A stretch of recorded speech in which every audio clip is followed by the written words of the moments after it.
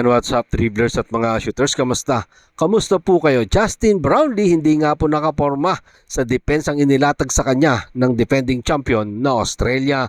At inamin naman ni Coach Tim Cone na walang gumana sa plano ng Gilas Pilipinas laban sa defending champion na Australia. Pag-usapan talakayin po natin yan sa video ito matapos po ako maglambing ng isang like, share, comment down below, and don't forget to subscribe and hit that notification bell button para lagi po tayong updated sa ating pong mga video at lahat po ng ating shoutout ay nasa dulong bahagi lang po ng video ito. Sobra nga pong pinaghandaan ng Australia si Justin Brownlee, ang Gilas Pilipinas naturalized player.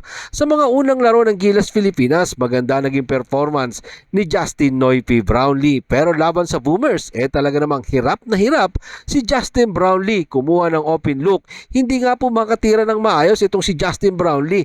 Pagkatanggap pa lamang ni Justin Brownlee ng bola, agad nga pong naka-double team ang Australia. Talagang pinag-aralan, pinaghandaan. Etong si Justin Brownlee, alam nila ang mga gagawin ni Justin Brownlee. Pero ang isa pang problema ng ating Gilas Pilipinas, na pag pinasa naman ni Justin Brownlee ang bola sa sinumang mga kakampi niya, hindi nga po ganun kaganda rin ang mga naging shooting percentage nito. Hindi nga po tulad ng Australia na una pa lang nagpaulan na sila ng napakaraming 3-pointers. At yun ang nagpahirap sa ating pambansang koponan na Gilas Pilipinas. At kahit si Gilas Pilipinas head coach, Coach Tim Cone, inamin niya na hindi talaga maganda naging performance ng mga manlalaro. Maliban na nga lang po sa outstanding performance ng isang Kevin Kiambao. Ramdam dito yung pangangailangan ng Gilas Pilipinas sa isang Kai Sotto na pwedeng sabihin kung nandito si Kai Sotto, baka pwede na iba ang resulta ng laban. Malay natin. Pero ang pagkatalo ng Gilas Pilipinas sa Australia ay hindi po ito katapusan, kundi isa pa lamang pong itong simula na kailangan ng kanilang mahabang paglalakbay. Habang tinatapos nga po ng Gilas Pilipinas ang 84-60 blowout sa kamay ng Boomers, sinabi ni Coach Tim Cone na muling magkukross ang kanilang landas ng Australia para naman sa FIBA World Cup qualifiers sa huling bahagi ng taong ito.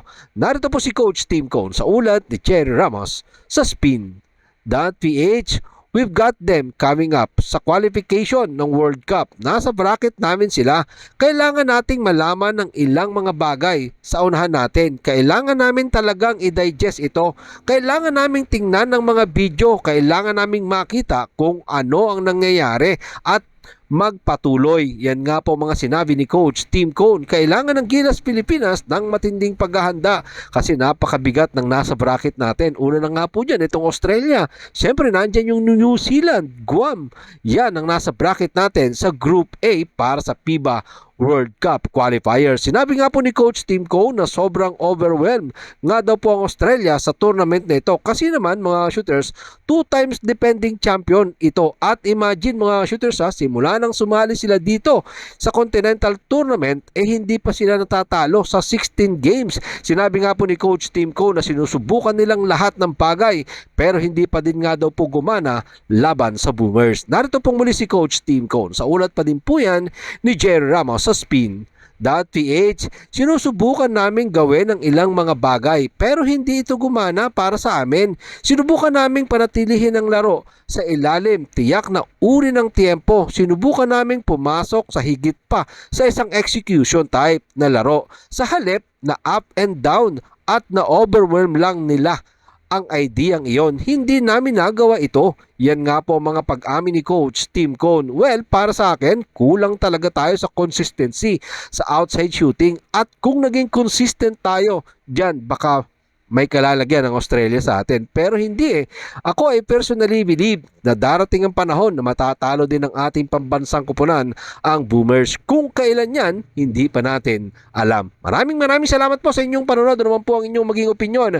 Diyan po natin yan pag-usapan sa comment section. Ingat and God bless everyone. Adjourn, pero katulad po ng ating nakagawian, bago po natin tapusin ang ating video, shoutout po kina